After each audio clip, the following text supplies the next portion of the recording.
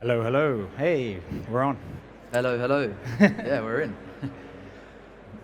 Welcome, everybody, to this session titled Understanding Gen Z, How to Unlock the Potential of Your Future Leaders in 2025. My name is Adam. I founded a company called Assemble You a few years ago with my cousin, that fellow there. And I also host the Learning and Development Challenges podcast, which is a podcast, a free podcast, where we interview learning leaders about challenges they're facing and solutions they're coming up with to meet those challenges. And today I'm joined by the absolutely brilliant Zavier Coyne. Hello, everyone. Zavier is the world's youngest qualified intuitive psychology coach. Did I get that right? Right. Yeah. He's a TEDx speaker, he's a podcaster, he's an entrepreneur, and he is co-founder of the Gen Z Coach. And the Gen Z Coach is a business that helps organizations unlock the potential of their young people through world-leading training and coaching programs. Lovely to have you with us. Yeah, great to be here. So I want to give you a bit of context before we get stuck into the session. So Assemble You is the only learning library designed to be listened to. So instead of sitting people in front of videos or making them click through e-learning, we enable learning on the go, we get people away from their screens, and we unlock hours of learning time each day. Part of what we do is we interview brilliant people like Zav here, and we turn those interviews into audio sessions. So think podcast, but with more structure, more learning design and stuff like that around it.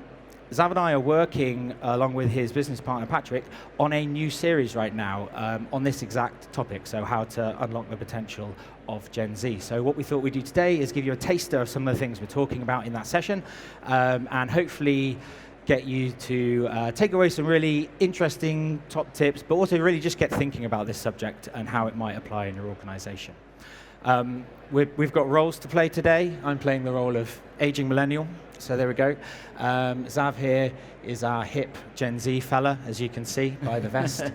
We're an audio learning business, so I'm not really big on slides or visuals as such, so I thought what I'd do is put up this GIF of a fire, a crackling fire, and we will try and create a kind of fireside chat atmosphere in the sterile air hangar that is the Excel Center. So, Zav, please take a seat. Let's do this properly. First question for you, Zav. So this is going to be a bit more of a podcast interview. So instead of online like we normally do, we'll do it live. Can you tell us a little bit about the Gen Z Coach, what you're doing at the moment, at a very high level, and then we're going to launch into our first question. Sure, it's great to be here and lovely to see such a big crowd for this. So the Gen Z Coach is a multi-generational growth consultancy. So we blend coaching and training for Gen Z to help get them kind of workplace ready, at the same time working with managers so that they're ready to work with Gen Z. So helping build kind of thriving multi-generational workplaces in different organizations, in different industries, but really just helping bridge the gap between generations in organizations is what we do. Great, fantastic. So, other thing I'm going to do today is ask as many kind of like belligerent aging millennial questions as I can. So, first question along those exact lines: why should we bother learning about this stuff? Why is this important to know about? What's the reason we should be interested in this topic? It's a good point. So in the workforce today, there's going to be 4 generations. So you've got Gen Z, millennials, Gen X, baby boomers. And so that can either be a massive source of tension for organizations, or it can be a massive source of opportunity. And the reality is if organizations aren't necessarily looking at this consciously, it will probably become the first. It will probably become a source of tension. And obviously there's a great crowd of people here today, so clearly people are kind of interested in this topic, which is terrific. But the reality of why it's really important to listen and kind of take away from today is that there are tensions that are starting to come about with Gen Z. They're different, and we'll get into that, I'm sure, in a moment, but the reality is that managers are also struggling and facing difficulties with how to understand and kind of effectively get the most out of this generation. So this isn't just generational learning, I would say, as well. This has direct business impacts as well. So businesses are seeing lower retention rates with my generation as such, being Gen Z myself. And just to say, Gen Z is anyone who is aged 13 to 29 right now. So we're looking obviously plus kind of 18 to 29 in this conversation in terms of in the workforce. But really, there are some big differences that are there, and they have direct business impacts, such as retention rates, not being able to retain this generation beyond kind of an 18-month period, engagement rates, productivity, ability to focus, effective communication and collaboration across generations as well. So yeah, there's a lot I could say here, but that's kind of a first answer to that. Cool. So that's a big age range you talked about there. Isn't it a bit dangerous to make these kind of sweeping generalizations about certain generations? What would you say to that? Love it, we're going straight in. Let's go. So like, the answer to that is yes and no, in the sense that we should always look at the individual first, beyond any demographic that is, whether that is gender, age, race, religion. Taking the individual first is super important. But there are benefits to looking at what we can call generational insights. So there's this notion of the sun has risen as well. Let there be light. Indeed, there we go. And so with this generation, there's this notion of generational intelligence. It's kind of some language that in the work I'm doing, I kind of really want to move forward. And this notion of generational intelligence, you would have heard of emotional intelligence or social intelligence, communicational intelligence. It's kind of wrapping all of that up into a generational lens. So GQ, essentially, but not the magazine, looking at generational intelligence. And that is our ability to effectively understand, empathize, and communicate across all age ranges. So that's why generational intelligence you can get some insights, and we'll build some empathy and understanding of the context of this generation as well. And when we understand a generation, we can empathize with them, ask better questions, have better conversations. The intention with kind of understanding generational lenses is not to provide boxes or labels. Quite the opposite. It's to build empathy, to build understanding, and provide some context so that you may ask better questions or provide better L&D initiatives, etc. It's not a box to put people in, it's an opportunity to understand them deeper, is what I would say. So context, not labels, is what we're looking at here. Yes. Great. And so I wanted to ask about some of the common myths associated with Gen Z. So I've heard a few of them in the past. Entitled, lazy, all this kind of stuff. Not my personal opinion, I've heard these things. Can you talk us through some of these common myths and maybe where there's a truth in them and where there's not? Yeah, of course. We're making this an open dialogue conversation, and it is important that we kind of get this stuff out, have these conversations. So the notion that Gen Z are lazy mother effers, that is kind of plastered on the media and is kind of something that is kind of now embedded in cultural society as such. That laziness, entitlement, like you said, not good at taking feedback directly or dealing with constructive criticism, not proactive. These are just kind of like a handful. I won't go into them, but there is, of course, behind some of them, there is some truth, but there's some understanding that needs to be had around them as to where they come from and how they can be managed. So even we take the example of entitlement. If we look at where that might come from, sometimes we can just see, okay, this generation is entitled. And in the language there, it's important that we use a language more likely to be entitled, because once we start to blanket an entire generation, we lose sight of every individual within that generation. But if we say that notion of entitled, we unpack where that kind of can come from, is we're looking at a generation who's grown up being able to order food when they want, get something delivered within the same day, find out information at their fingertips. There's this notion that we can kind of quickly get what we want when we want it. And this is kind of something that's developed through our formative years. So then when you come into the workplace and you kind of want to progress, you want to get something done and it's not happening as quickly as you want, there's kind of an entitlement that can arise from subconscious behaviors that have been ingrained over time. And so when managers start to see that, it's like, oh, maybe it's not from as an egotistical place as was once thought, as something that's down to how this generation's context has evolved over time. Maybe now I have a bit of perspective and can kind of navigate that a bit better. So that's kind of like to bridge some gaps and provide that generational intelligence, some empathy and understanding as to where some of these can come from, because then we can navigate them better. But those are some myths, but like we do in the podcast, we kind of get into this more. I'm aware of time, so I'll just unpack that one for now. Great. Well, I want to ask you next, we've covered myths. What are the actual differences between Gen Z and some of the generations previous? Because this generation, Gen Z in particular, has gone through changes and lived through changes and grown up, like you said, formative years Yeah. through real rapid technological evolution and all that kind of stuff. So yeah, can you walk us through what are the actual changes and what are the external effects of those are having or have had on Gen Z? Yeah, sure. So yeah, this is a big one, and every generation has gone through different contexts, right, that's influenced how they see the world.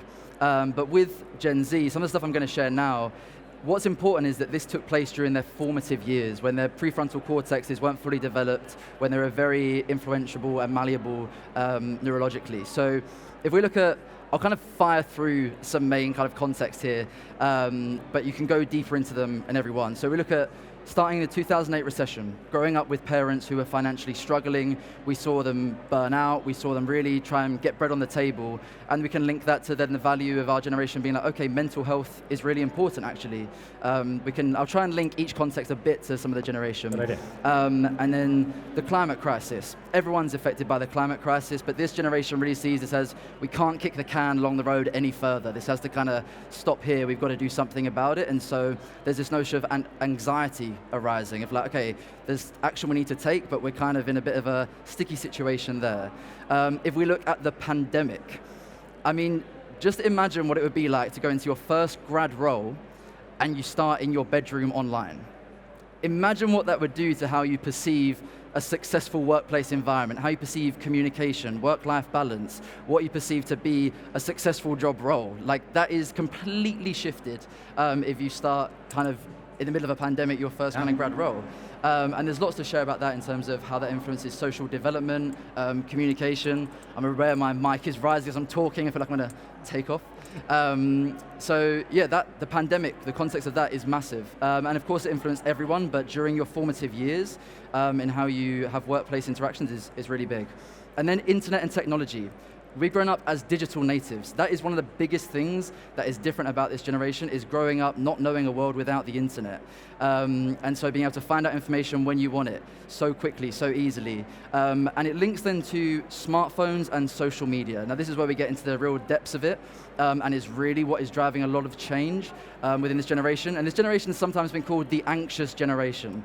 There's actually a book called by Jonathan Haidt, which I really recommend, called The Anxious Generation, and that's looking at how smartphones, social media led to the great rewiring of adolescent brains of this generation. We still don't know the full impact of social media and smartphones on the brains of young people, but we're starting to see the impact of it translate into the workplace through how they communicate, how they make eye contact, for example. There's really small things that are kind of now, we're seeing the impacts of the causality kind of being translated of smartphones and social media. Smartphones, if we look at that specifically, I'm separating them on purpose, because smartphones, you've now got kind of the internet, everything in your pocket all the time. That's what's different to other generations. You've got everything right there constantly, and so this notion of being distracted, not being able to focus deeply, be productive in that way, is really influencing, having translatable impacts in the workplace.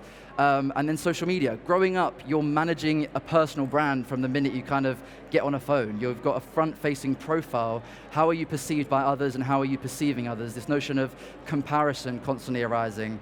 And then this is one of the biggest reasons for that anxiety within the generation. But I could really touch on so much there, but I'll park it at that for kind of context.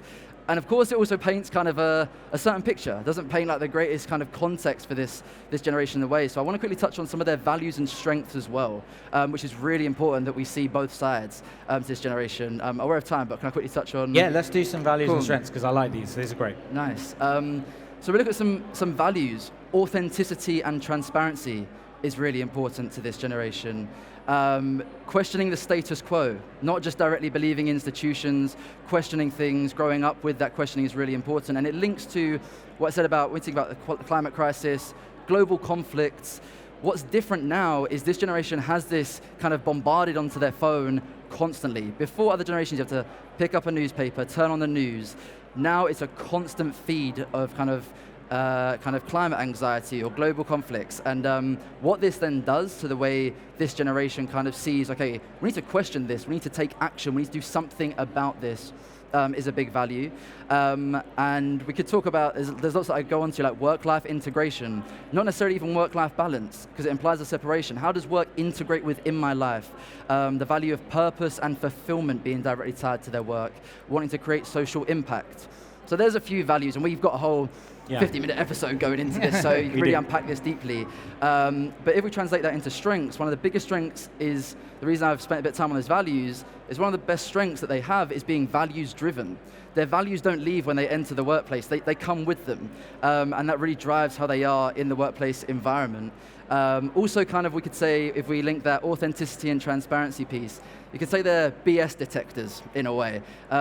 They catch on when you're talking fluff, kind of, if that makes sense. They see through it, and it's one of the quickest ways to lose trust with Gen Z is to kind of not speak directly and honestly.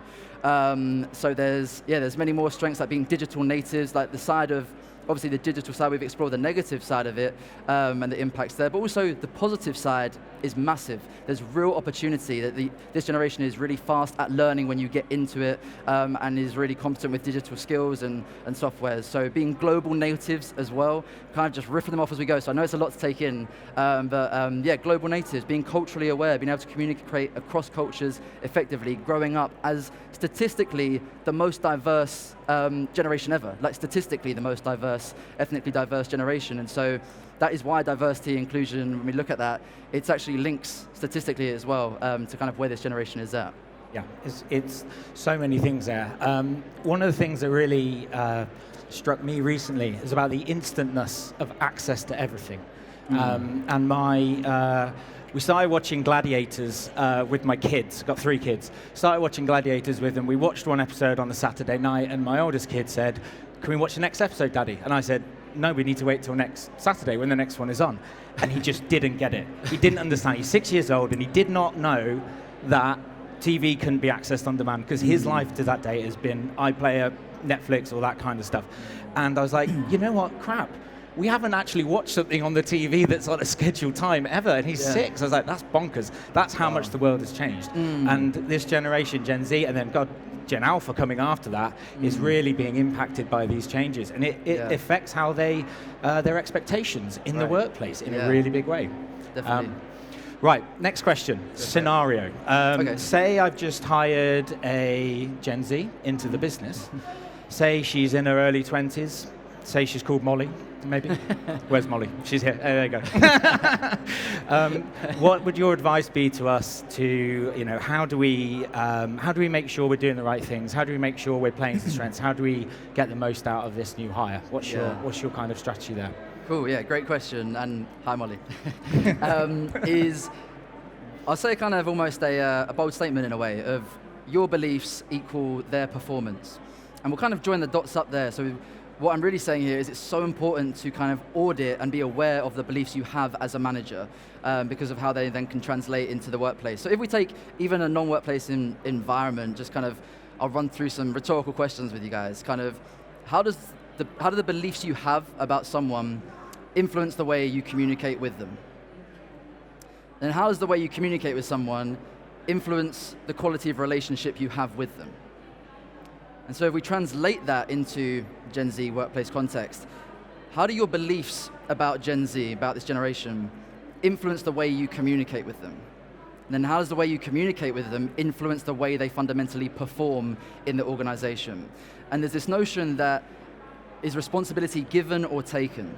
And my kind of main invitation here is to look at where can we give more responsibility? Where can we empower, create two-way conversations with this generation? So if we take that kind of almost cycle, if you imagine we've got beliefs, communication, performance, and then kind of like a feeding kind of cycle there, they feed into each other. Say we believe that Gen Z are lazy. And then we're talking to a new onboarder, and we know we've got to get a piece of work over the deadline tomorrow, it's just got to be done, and we're kind of like, okay, I know they're probably not going to be too proactive, I need to kind of tell them exactly what to do. My communication style becomes a bit more one-way, a bit more direct, a bit less collaborative, a bit less open. I'm not necessarily explaining why I need the work done when I need it done. I just kind of want to get it over the line and kind of push them to do it because I believe that they need that encouragement and kind of that kind of almost forceful nature of almost going into a parental style of communication of like, please do this now kind of thing, rather than opening the conversation to how do you feel like we could approach this. But if we continue with that one way, how does that then influence the way that that onboarder would then perform? They might feel then less connected to the work, less engaged. They don't really understand why they're doing it. They don't feel like they've been part of the decision-making process. They kind of just feel like they're just getting some output done for the sake of it. They don't feel they're part of the bigger picture and understanding kind of why they're doing the work they're doing. So that leads them to then put less of themselves in the work. They feel like, well, what's the point of me really kind of putting my whole self into this? And then this might lead to them producing a kind of standard of work that the manager then deems as kind of substandard, which then reinforces the belief that, God, these guys are lazy. And so the cycle continues. And to share on this, it's not kind of one area or the other. I'm not saying change your beliefs and everything will be sorted either. The work that I do is working with both sides, working with managers, but also working with this generation to develop those human skills that are required to really thrive personally and professionally. So there is a balance to be had, but I'm aware of the environment we're talking in now, so I'm kind of addressing it more from a managerial L&D perspective. So really kind of coming back to it, it's auditing our beliefs, being aware as a manager, when I onboard someone, what kind of beliefs may I be bringing to the table already? Can I be aware of them? Because they will likely be self-perpetuating. And can I then create some more positive beliefs and create some kind of fail-safe environments so that I can kind of build that evidence with that person that they can take responsibility, that they can be proactive and engaged. So to summarize, like, your beliefs equal their performance, but really looking at it from a perspective, okay, am I aware of my own beliefs and the impact they're having on how I communicate, and the way that I communicate impacting the way that they perform? Cool. Great. So communicate openly, be aware of your beliefs, and you mentioned something there that we could probably do a whole hour on, which is create a psychologically safe space for these kind of conversations and things to happen, which again, we talk about in quite a few of our series, actually, psychological safety. It comes up again and again and again, but I feel like in this generational context in particular, very, very important that people understand that they can get something wrong and there isn't a kind of dire consequence at the end of it. And there's a space for someone to get something wrong in an environment where it's not kind of life or death, you know. And to touch on that, it's for both sides as well, because a lot of managers feel like with this generation, I just don't want to say the wrong thing. Like, I just want to make sure I don't say anything wrong. So there's kind of like actually creating those safe environments where managers openly communicate and go, listen, like, I want to make sure I'm communicating the right way, and then kind of, you know, openly addressing that you're willing to kind of get it wrong and that you want to learn is really beneficial. And this generation really takes well to that, to an open dialogue where we're kind of like willing to kind of get messy together. That's why it's so great to see so many of you like here right now, is that we're opening this dialogue. Hopefully this is a stimulus to a conversation with someone of this generation, or a way of seeing things beyond with this generation. So it's a great point, and it links to both fail-safe environments for managers, how they communicate, and for Gen Z and how they learn and grow in the organization. For me, pronouns. Yeah, that's exactly. I think that's one that I hear a lot, because obviously pronouns existed when I was growing up, but it wasn't something that was ever really talked about. And so that's always one that I've struggled with in terms of getting that balance right, or getting that conversation right. And so and I think there's a lot of people of my age and older who kind of suffer with that same anxiety, for sure. Right, anything else that we shouldn't do, that we're doing wrong, that, you know, we should be aware of if we're a manager in this situation? I'll leave it kind of, I guess, we'll touch on stuff like managerial in terms of also an L&D perspective, I guess, would be useful in this. Yeah, we can go on to L&D. I think so. That, I mean, so as there's a lot of L&D people hopefully in the room here, otherwise you're in the wrong show. What should we be doing in L&D? So how should we be thinking about designing training for this generation? How should we be thinking about engaging with them, with coaching, with online, in person, all that kind of stuff? What's your kind of hot take on that? Yeah, great point. I can link slightly to managers because they kind of dovetail in. So with managers, the notion of two-way communication being really important, like we linked to that example, is that having a collaborative environment, making sure people feel part of the conversation is really, really valuable. And then when we tie it into L&D initiatives, those personalized kind of initiatives are really, really important. Are we focusing, essentially one of the biggest, if I'd say one main thing, it's focusing on human skills. That is so fundamentally important with this generation, and not to kind of treat them as like millennials 2.0. That's one of the biggest mistakes as well, because this generation is really different fundamentally on so many levels. We've kind of explored briefly with that context. But if we look at kind of how we can focus on these human skills, it's really important because this generation has, for the reasons I mentioned, kind of lacked those spaces to develop those fundamental human skills to succeed both personally and professionally in their adolescent phases.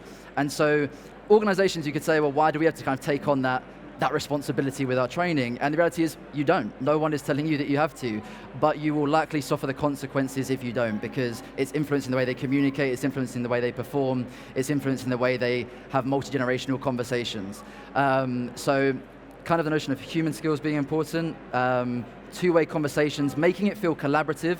And I know this is learning technologies, but I would say not using tech for tech's sake is really important as well. Making sure that it has a fundamental purpose, I would say, is really, really important, because this generation sees through that. They want to feel connected to why they're learning as well. How does this link to beyond their career? And you could also say, well, why would we help them develop skills beyond the kind of the role or job they're in? Answer again is you don't have to, but the likelihood is they will engage more. They will feel like, okay, I'm developing some human skills that will help me thrive after I leave this role. But if they feel like they're getting that value whilst in the role, they'll be more committed to it and likely stay longer. So this notion of actually learning and growing, when we look at retention rates, this is one of the most impactful ways to engage this generation. If we think about when we're in a role, when we feel like we're growing, we're thriving, we're kind of getting out of our comfort zone, we're learning, that's why we really stay in a role on a fundamental level. Of course, pay is important in all those areas, but once you're in the role, when we look at this generation, they want to feel like, am I growing? Am I kind of getting somewhere? And so if we can provide learning and development opportunities where they feel like, wow, I've grown in confidence, my communication style's evolved, the way that I perform is getting better, the way I focus, all of these areas are really important to look at. So yeah, I've kind of gone off on one there, but I hope it was valuable. Yeah, definitely, always. I wanted to pick up on one thing, which is confrontation. And in-person, face-to-face confrontation. Yeah. And I think it was you or Patrick, your business partner, when we were talking last week, said something really interesting on this. Maybe you could just give us a couple of seconds on actually why this generation struggles a bit more with, generally, not everybody, generally speaking, struggles a bit more with face-to-face confrontation. Sure, and this links to social media and smartphones. So this notion of asynchronous v synchronous communication. Synchronous communication being when we respond in real time. Like if I'm talking with you, I'm reading your body language, this notion of embodied v disembodied communication. So if we look at it through this language, so asynchronous communication being you send a WhatsApp message. They don't have to reply instantly, they kind of sit with it and then reply. Synchronous being we're talking in real time, kind of responding. Embodied communication being we're physically here, disembodied being it might be over a screen. The reason I say that is because you might have synchronous disembodied communication like on FaceTime, where it's real-time response, but you're not physically there. Like Zoom calls, like the way that a lot of us are working at the moment. And so the impact of that on the adolescent mind and the way that it's evolved into the way they communicate is, especially with disembodied communication, you're not reading body language. You're not having to kind of read the emotional language that's being conveyed behind the words as much. And with synchronous and asynchronous communication, you're then not dealing with confrontation. This is what links to that point mainly, is if someone sends you a text or something, you can kind of sit with that. You don't have to instantly kind of interact, engage, and kind of think on your feet and develop those foundational human skills. And this links to when we call it the phone-based childhood v. the play-based childhood. And we've evolved out of the play-based childhood into a more phone-based. And that meaning phone kind of to encapsulate also screens, games, whatever it may be that's on a screen, and not basically in person developing those skills with your peers at a young age.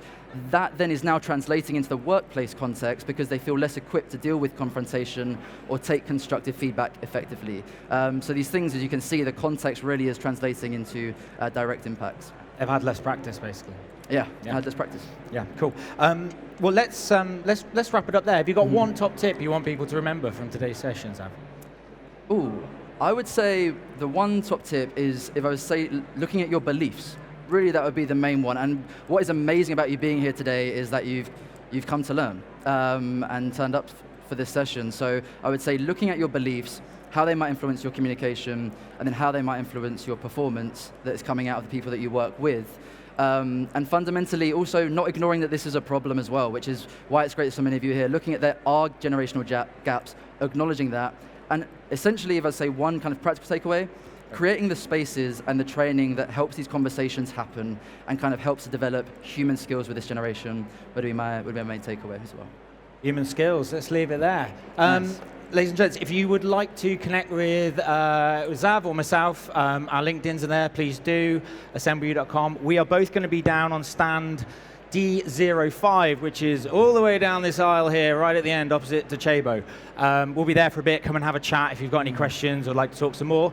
And most importantly, this QR code is going to get you free access to the entire series just for you. So drop your email in the form that's on there.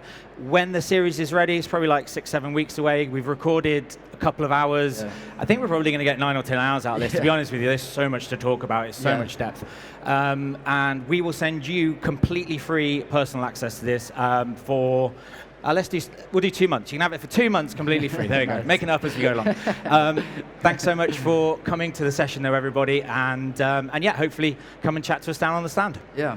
Thank you very much. I'll be also down on the stand with you guys as well. So that's going to be here as well. Ask any questions, I'll be down there. Thank you so much for coming, guys. Cheers.